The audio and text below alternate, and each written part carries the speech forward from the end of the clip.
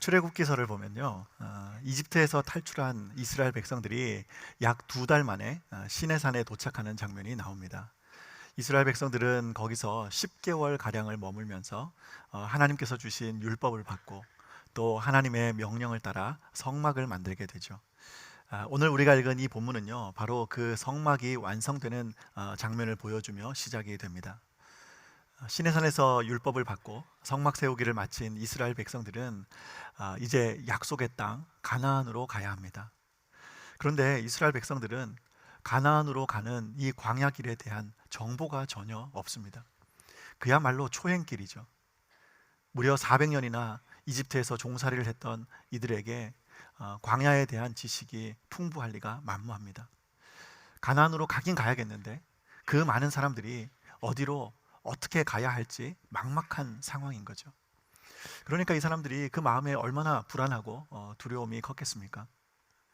참 감사하게도 광야 앞에서 이런 막연한 두려움에 쌓인 이스라엘 백성들에게 우리 하나님은 이들이 앞으로 나아갈 삶의 원리를 세워주십니다. 그 원리가 무엇인가 하면 바로 하나님의 구름을 따라 가는 것입니다.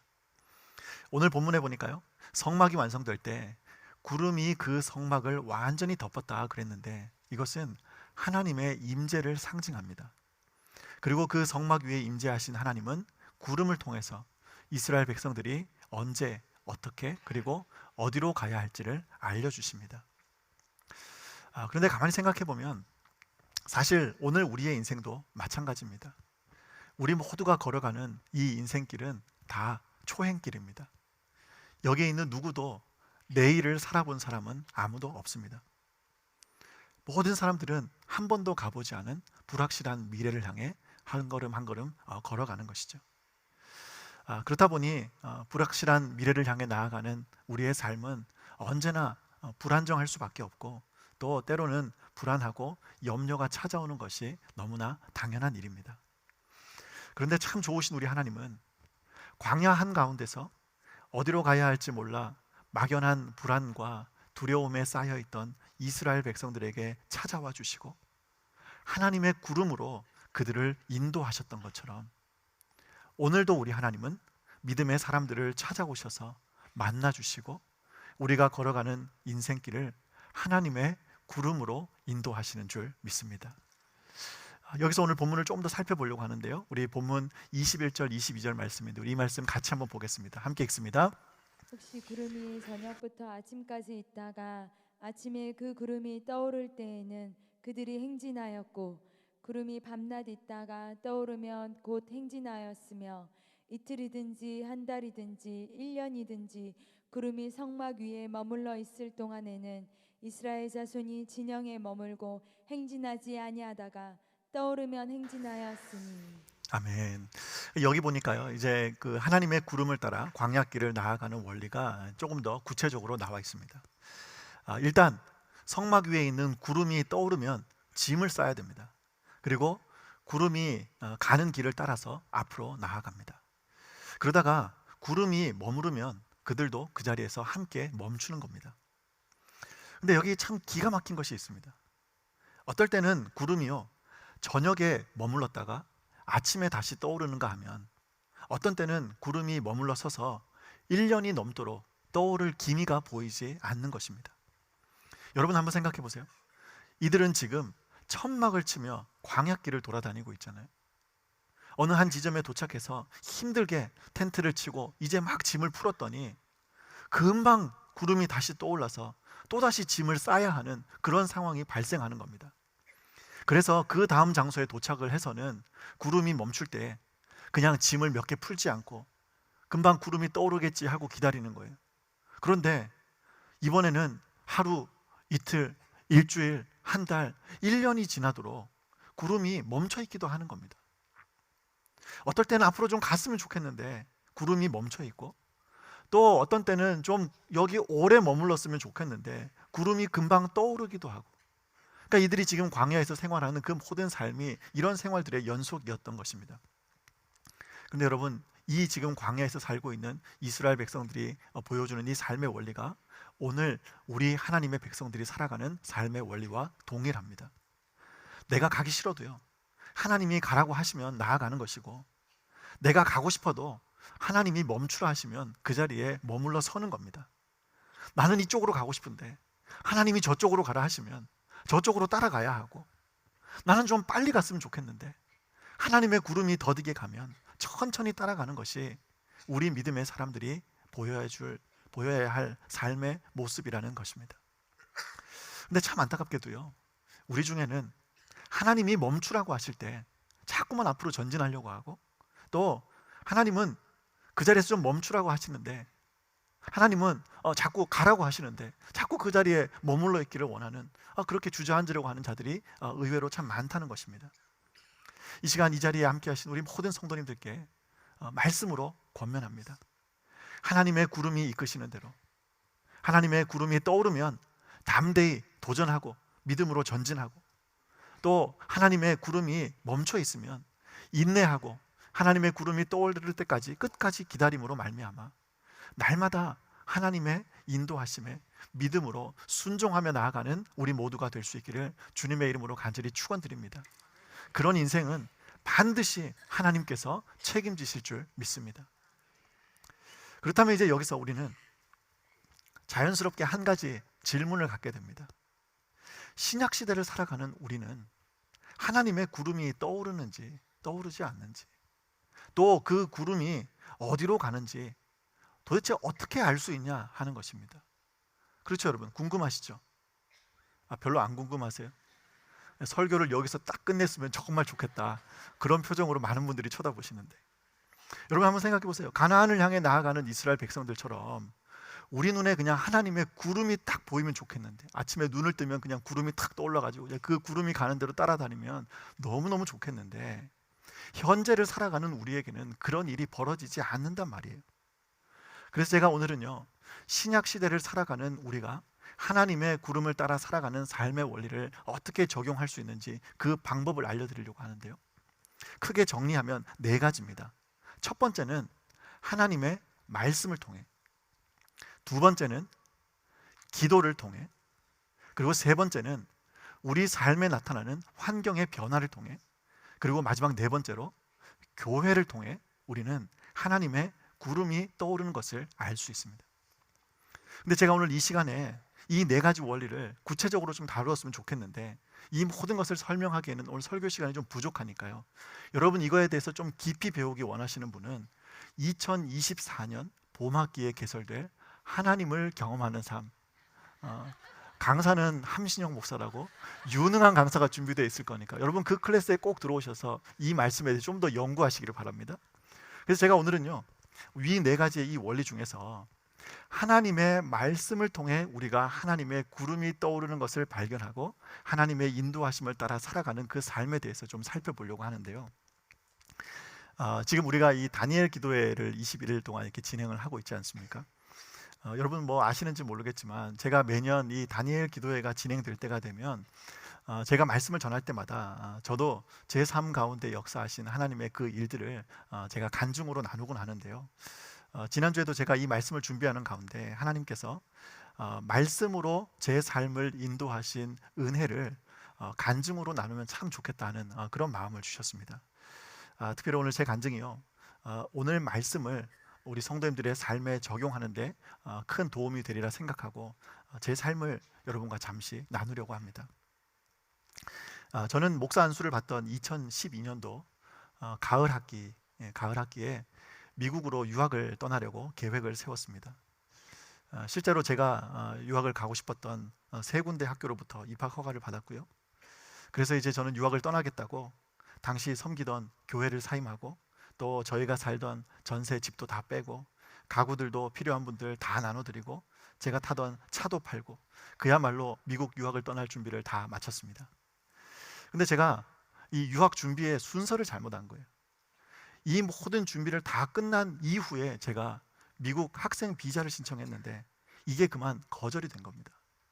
그러니까 비자 승인을 먼저 받고 나서 이 모든 일들을 준비를 했어야 되는데 제가 반대로 한 거예요. 근데 제가 이제 뭘 잘 몰라가지고 비자가 처음 거절됐을 때만 해도 뭐 비자 이거 뭐 다시 신청하면 되지, 그렇게 제가 가볍게 생각을 했거든요. 그래서 제가 무려 미국 학생 비자를 3번이나 신청했다는 것 아닙니까? 그리고 그 세 번 다 보기 좋게 거절을 당했습니다. 비자가 처음 거절되었던 날 기분이 안 좋잖아요. 굉장히 실망을 하고 그 미 대사관 앞에 그 광화문 거리를 걷고 있는데 저랑 같이 유학 준비를 하셨던 친한 선배 목사님이 한 분 계세요. 그 마치 그 남자분들 군대 훈련소 동기들이 생기는 그 전우회처럼 이제 유학 준비하면서 한 6개월 가까이 같이 토플 공부를 하다가 굉장히 많이 가까워진 그런 목사님이셨거든요. 그래서 제가 이제 그분께 전화를 드렸어요. 근데 이제 그 목사님은 저보다 조금 먼저 신학교에서 입학 허가를 받고 미국 비자까지 다 나와서 이제 출국을 준비하고 있던 그런 목사님이셨는데, 이제 원래는 제가 그분과 같이 유학을 떠나려고 같은 학교로 모든 수속을 다 마치다가 이제 비자 때문에 제가 이제 길이 막힌 거죠. 그래서 제가 이제 씁쓸한 마음에 목사님께 전화를 드렸어요. 목사님, 오늘 저 비자가 거절됐어요. 어쩌면 목사님이랑 같이 못 갈지도 몰라요. 그랬더니 이제 그 목사님께서 하신 말씀이, 한 목사님 마음이 많이 힘들 것 같은데 오늘 저녁에 이제 그날이 금요일이었거든요. 저랑 같이 금요 기도회 가서 우리 같이 기도해요.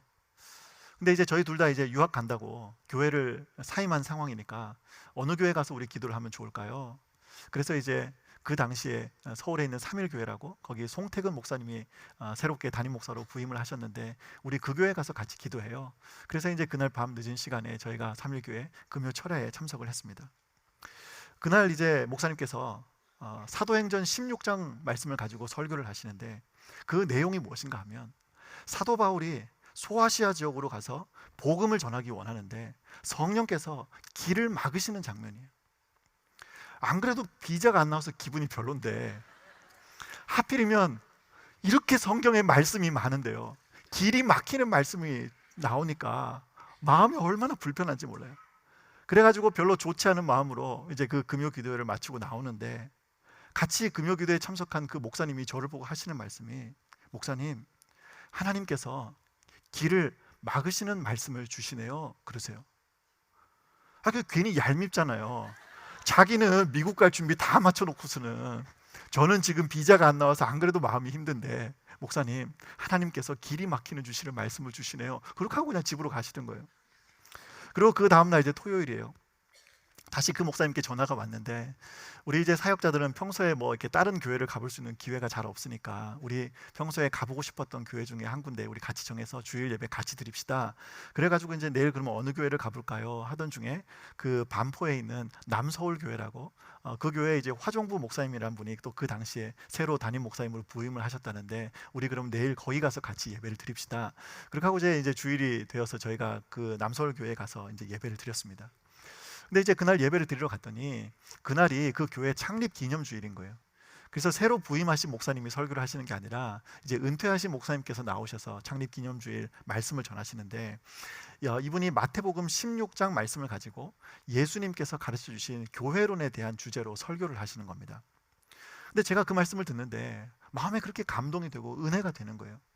그래가지고 이제 예배를 마치고 나오면서 제가 목사님께 그랬어요. 오늘 말씀이 참 은혜가 된다, 말씀이 참 좋았다 그랬더니, 이 목사님이 하시는 말씀이, 사실 자기는 오늘 말씀이 좀 이렇게 귀에 잘 안 들어오더래요.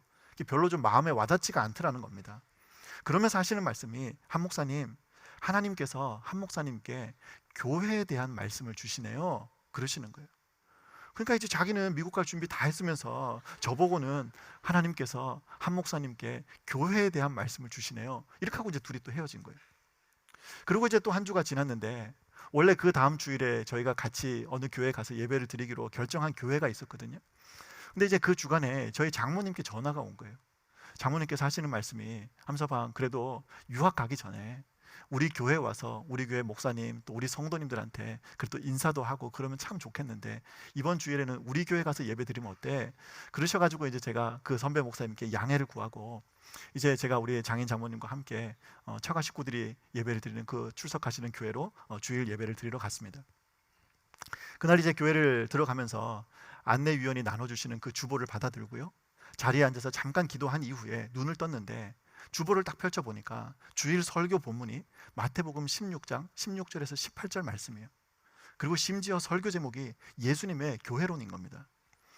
예배가 제가 끝나자마자 그 선배 목사님께 전화를 드렸어요. 목사님, 저 오늘 되게 신기한 일이 있었어요. 오늘 처가 식구들 같이 예배 드리러 왔는데 오늘 성경 본문이 글쎄 마태복음 16장 말씀이고 예수님의 교회론에 대해서 설교를 하시는 거예요. 제가 이렇게 말씀을 드렸더니 이 목사님께서 하시는 말씀이, 한 목사님, 하나님께서 목사님께 교회에 대한 말씀을 반복해서 주시네요. 자기는 이제 미국 떠난다고 저한테 이제 그 마지막 한마디를 남기고 며칠 뒤에 그 목사님은 미국으로 유학을 떠나셨어요.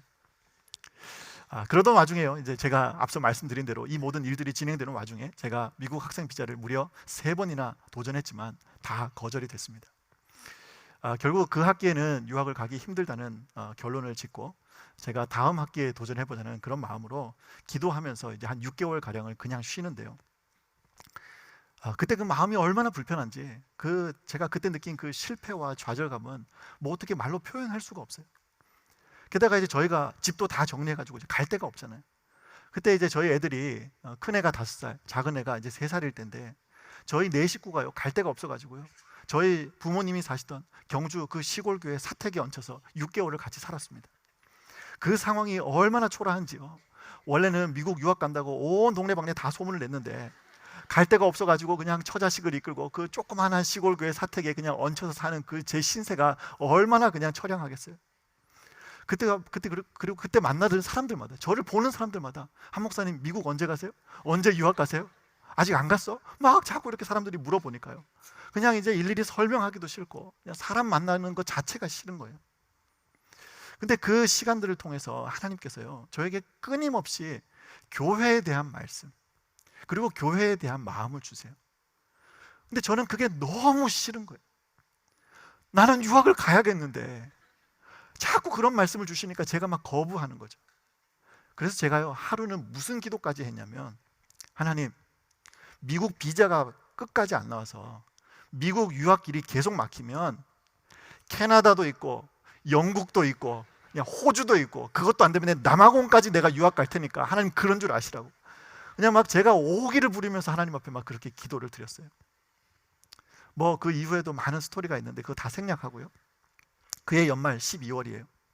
다음 학기 입학을 제가 재도전하기 위해서 4번째로 미국 비자 인터뷰를 신청하고 인터뷰를 앞둔 며칠 전 어느 새벽이었습니다. 그날 새벽에도 제가 하나님 앞에 나와서 이제 기도를 하는데 하나님이 너무나 강력하게 저에게 교회에 대한 말씀을 주시고 교회에 대한 마음을 주세요. 그래서 제가 그날 아침에 제가 드디어 하나님 앞에 두 손을 들고 항복을 했습니다. 하나님 뜻이 아니라면 저 유학 안 갈게요. 하나님께서 가라고 하시는 곳으로 제가 가겠습니다. 처음으로 제가 제 입술로 하나님께 항복을 시인한 겁니다. 그리고 그날 아침 9시가 되자마자 유학원에 전화를 드렸어요. 원장님, 저 비자 인터뷰 신청한 거 취소해 주세요. 그랬더니 원장님이 펄쩍 뛰시는 거예요. 아니 목사님, 6개월 동안 그래도 그렇게 열심히 준비를 했는데, 그리고 이 비자 비용에 저희 4 식구가 하면 비용만 한 100만 원 정도 돈이 들거든요. 이 100만 원 돌려받지도 못하는 돈인데 목사님 왜 취소하려고 그러냐, 그냥 일단 한번 인터뷰를 해보고 그래서 안 되면 목사님 그 다음을 생각하면 좋지 않겠냐, 왜 취소하려고 그러냐고 막 그렇게 난리를 치세요. 그래서 제가 그분 보고 말씀을 드렸어요. 그분도 서울에 있는 어느 교회 다니시는 집사님이시거든요. 원장님, 제가 오늘 새벽에 기도하는데 하나님께서 저를 교회로 부르신다는 확신을 주셔가지고 저 그냥 유학 안 가겠다고 하나님 앞에 약속했습니다. 그러니까 그냥 취소해 주세요. 그래서 제가 그 4번째 신청했던 비자는 인터뷰를 시도도 하지 않고 그대로 취소를 했습니다. 근데 정말 놀랍게도요, 바로 그날 오후예요. 제가 비자 인터뷰를 취소한 그날 오후 어느 목사님께 전화가 왔어요. 그리고 그 즉시 제가 그 목사님을 만나 뵙고 서울에 있는 한 교회 부목사로 청빙을 받았습니다.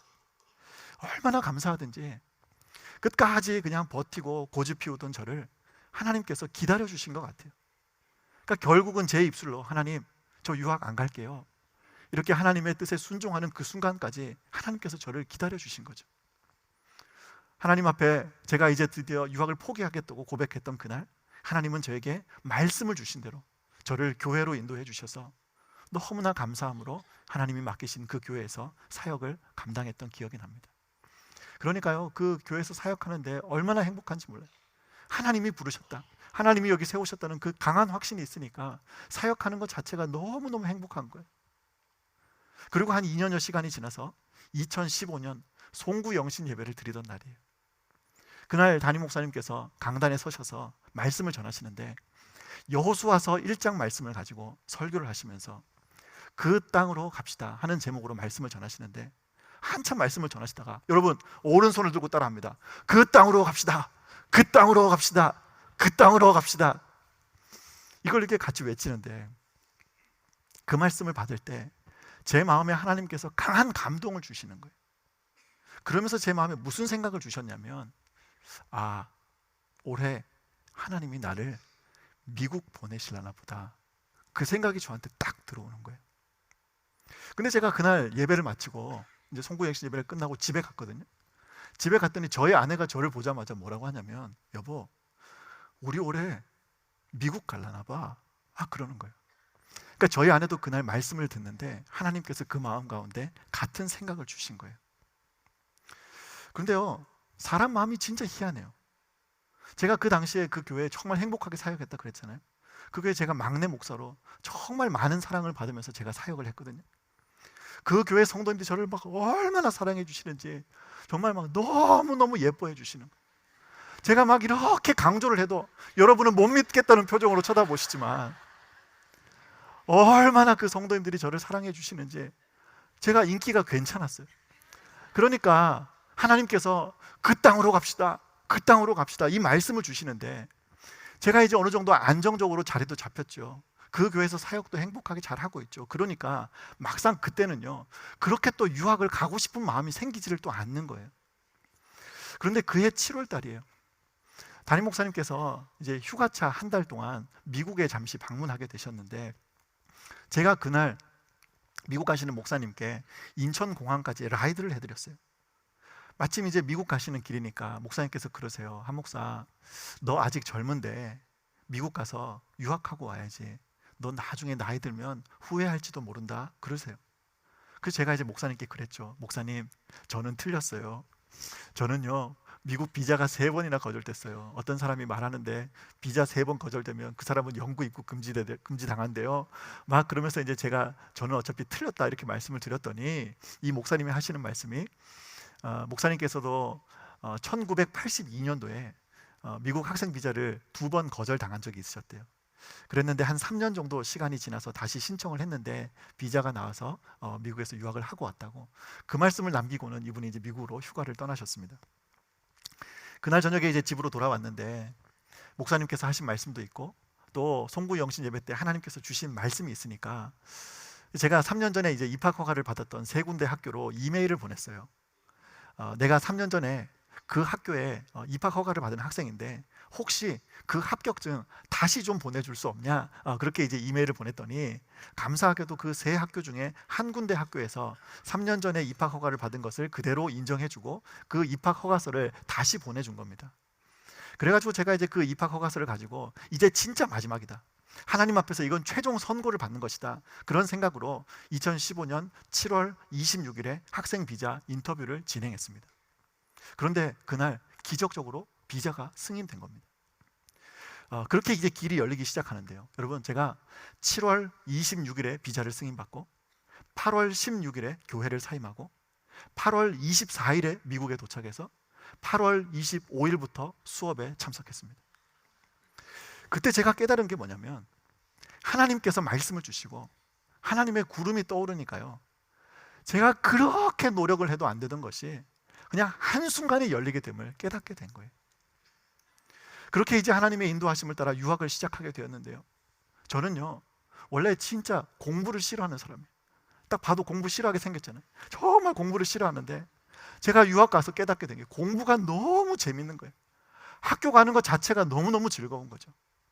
물론 뭐 외국 생활 해보신 분들은 아시지만 그 외국 생활 자체가 힘든 게 많아요. 그래서 유학 생활하는 중에 어려운 일도 많긴 했지만요, 그 유학 생활 자체가 하나님께서 주신 선물임을 아니까 그 모든 순간이 너무나 행복한 거예요.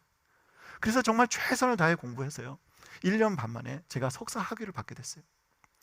생각보다 제가 생각했던 것보다 석사 학위를 좀 빨리 마치는 바람에 원래 계획에는 없던 박사 공부까지 이제 시작하게 됐는데, 제가 석사 과정을 공부하는 동안에는 이제 학업에 집중을 하느라 사역을 쉬었거든요. 근데 이제 제가 목회를 할 사람이니까 또 이제 박사 과정까지 공부를 하게 됐으니까 너무 오래 사역을 쉬면 안 되겠다 해서 박사 과정을 시작하면서 이제 하나님 앞에 기도를 드린 거예요. 하나님, 제가 공부하는 동안 사역할 수 있는 교회를 좀 만나게 해주십시오.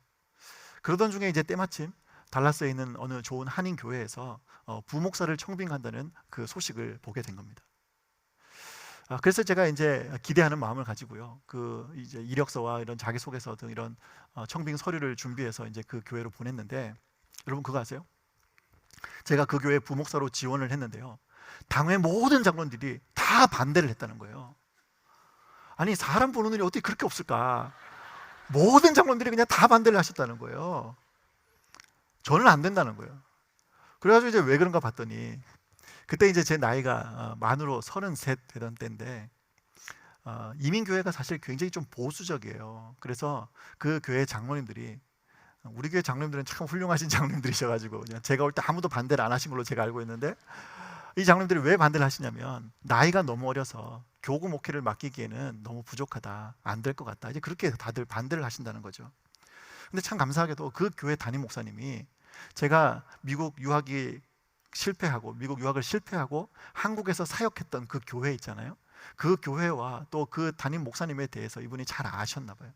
그래가지고 이제 장로님들께 설득을 한 거예요. 장로님들, 한 목사님은 한국에 있을 때 이미 우리 교회보다 훨씬 더 규모도 크고 또 좋은 목사님 밑에서 3년 동안 잘 훈련받고 오신 목사님이라 교구 사역을 맡기면 충분히 잘 하실 수 있는 분입니다.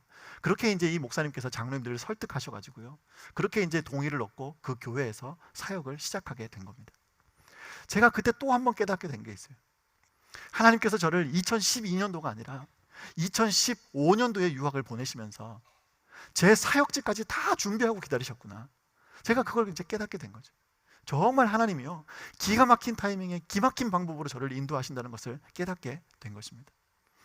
그렇게 이제 박사과정 공부를 하면서 또 이민교회도 섬기고 감사함으로 하루하루를 살아가는데, 2019년도 11월 달이에요. 하나님께서 다시 한번 저에게 말씀을 주시는데요. 그 당시에 이제 제가 섬기던 교회 목사님께서 주일 예배 시간에 그 느헤미야서를 가지고 강해 설교를 시작하시는데, 첫째 주일날 이 느헤미야서를 가지고 목사님께서 말씀을 전하시는데 제가 막 너무너무 그 말씀에 큰 은혜를 받은 거예요. 특별히 느헤미야서 1장 4절이에요.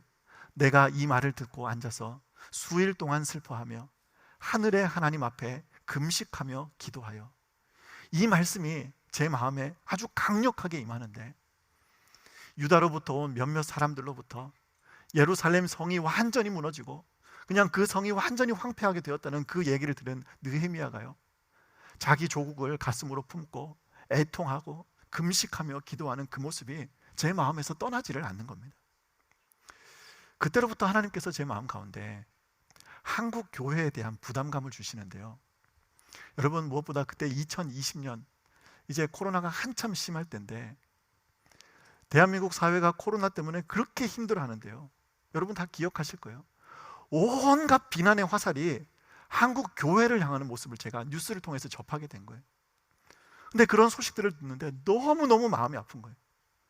아니, 교회가 뭐 그렇게 잘못한 것도 없는데 그냥 온 세상이 마치 이 코로나의 무슨 큰 원인이라도 되는 것이 교회인 것처럼 얼마나 교회를 공격하고 비난하는데, 제가 그 모습을 보면서 한국 교회를 위해 정말 많이 기도했던 그런 기억이 납니다.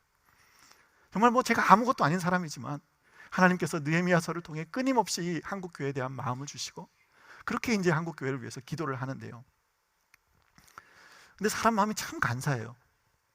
제가 처음 유학을 준비할 때 하나님 앞에 이렇게 기도했거든요. 하나님, 저 유학 보내주시면 더 넓은 세계를 보고 또 더 깊은 신학을 배워서 제가 나중에 한국 교회를 위해 충성하겠습니다. 제가 그렇게 기도를 하면서 유학을 준비했거든요. 그런데 막상 미국 가서 살아보니까요, 괜찮은 거예요. 미국에서의 삶이 너무 만족스러운 거죠. 좋은 교회를 만나서 제가 이제 풀타임 사역도 하고 있죠. 영주권도 그때 잘 진행이 되고 있죠. 무엇보다요, 우리 애들 교육을 생각하니까요, 한국 오기가 싫은 거예요. 그냥 미국에 살아도 되겠다. 때마침 그때 저희 큰애가 초등학교 6학년이었어요. 작은 애가 이제 4학년인데 이제 큰애는 중학교에 입학해야 되고 작은 애도 이제 초등학교 고학년이 되니까 제 마음 가운데 무슨 생각이 드냐면, 그냥 얘들 적어도 대학 갈 때까지는 여기 그냥 살아도 괜찮겠다, 자꾸 그런 마음이 드는 거예요. 근데 하나님은 끊임없이 말씀으로 제게 한국 교회에 대한 부담감을 주세요. 그래서 제가 2020년도 그 한 해 동안요, 정말 하나님과 씨름하며 그 한 해를 보냈습니다. 근데 아무리 기도를 하고 버텨봐도 하나님께서 제 마음 가운데 너 미국 생활 여기까지다, 너 이제 그만 한국 갈 준비해라, 계속해서 제 마음 가운데 그런 생각을 주세요. 그래가지고 제가 2020년 11월 달에 저희 가정 모두가 귀국하는 것으로 최종 결정을 내렸습니다. 제가 이 대목은 지난번에도 한번 여러분과 나눈 적이 있는데요, 제가 참 믿음이 부족한 사람이에요. 분명 하나님이 말씀을 주시고 그래서 그 말씀에 순종하면서 이 결단을 내렸는데, 막상 귀국을 결정한 이후에 한국에서 섬길 사역할 교회가 정해지지 않았잖아요. 그러니까 또 마음이 불안하고 염려가 찾아오는 거예요. 야, 이거 내가 지금 제대로 내린 결정이 맞나? 이러다 또 한국 가서 또 한 해 동안 백수 생활하면 어떡하나? 막 별의별 생각이 다 드는 겁니다. 근데 여러분, 결국 어떻게 됐는지 아세요? 대한민국에서 가장 좋은 용인제일교회로 저를 불러주셔서 정말 좋은 담임 목사님과 너무너무 귀한 우리 장로님들과 또 여러분처럼 이렇게 좋은 성도님들을 만나서 이렇게 행복하게 사역하고 있는 것 아닙니까?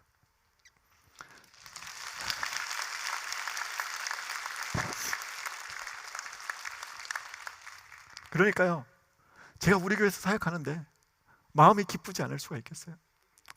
너무 행복하고 여기서 만나는 성도님 한 분 한 분이 너무나 사랑스럽고 소중하고 모든 순간들이 너무나 아름답고 행복하게 다가오는 것입니다.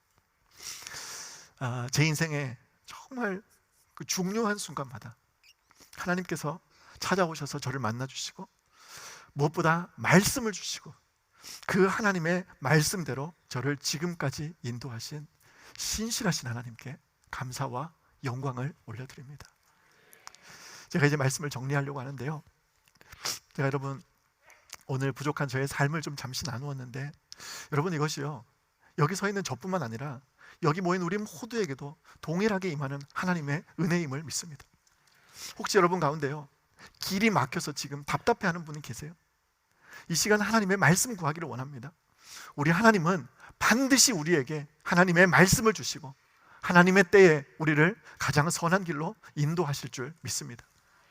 뿐만 아니라 하나님은 말씀을 주시는데 지금 여러분의 자리에 안주하고 머물러 있기를 원하는 분 계세요?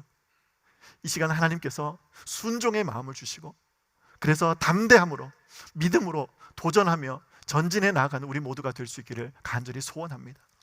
우리는 한치 앞을 볼 수 없는 연약한 존재이지만 우리 인생의 처음과 마지막을 아시는 좋으신 우리 하나님께서 우리의 삶을 붙잡아 주시고 우리를 찾아와 만나 주시며 하나님의 말씀으로 우리의 인생을 이끌어 가심을 믿습니다. 이 믿음과 확신을 가지고 하나님의 구름이 이끄시는 대로 날마다 믿음으로 순종하며 나아가는 우리 모두가 될 수 있기를 주님의 이름으로 간절히 축원하고 축복합니다.